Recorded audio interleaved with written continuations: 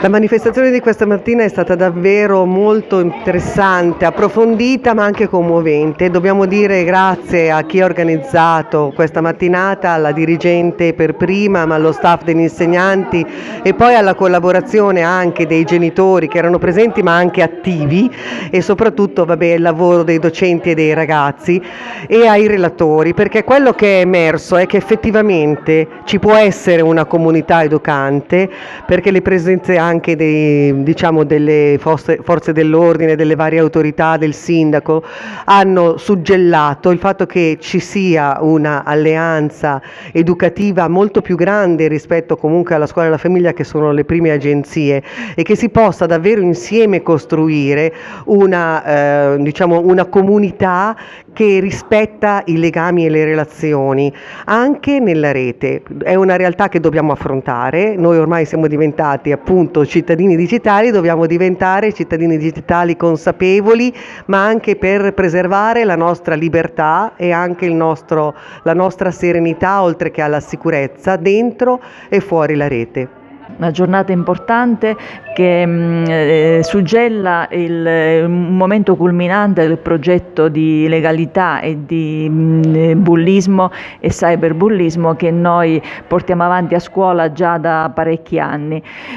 Abbiamo avuto come ospiti la senatrice Ferrara, il professor Saita, il dottor Labella e la dottoressa Randazzo.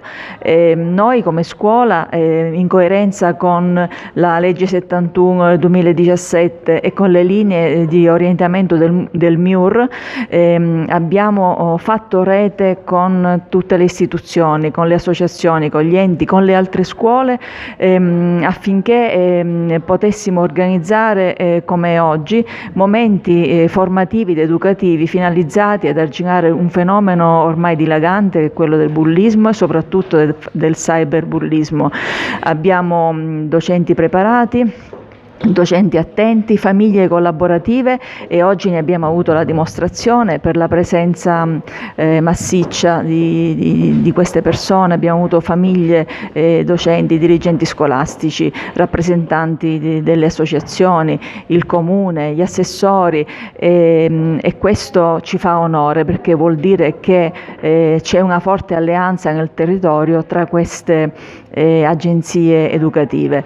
Io ritengo che sia importante agire sin da adesso. Io dirigo un circolo didattico ed è importante cominciare sin da piccoli.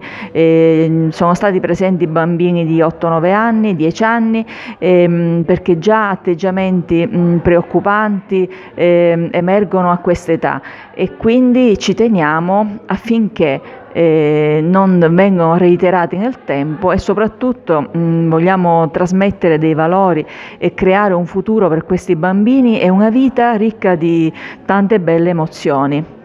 Grazie.